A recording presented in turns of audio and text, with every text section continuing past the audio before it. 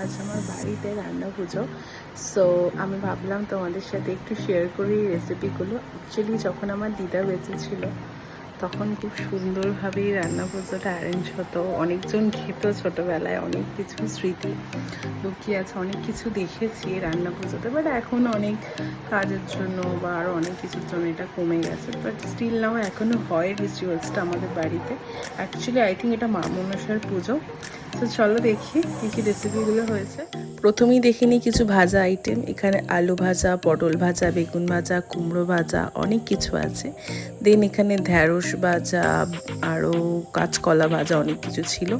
এটা হচ্ছে ডাল, ডালটা থিকনেস দেখো, এটা খুব ভালো লাগে। And next is my favourite, নারকেল ভাজা।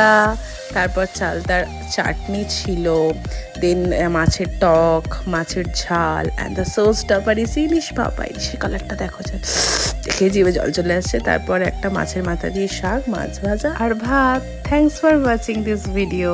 আর দেখো রাস্তায় আমি আজকে কি দেখলাম।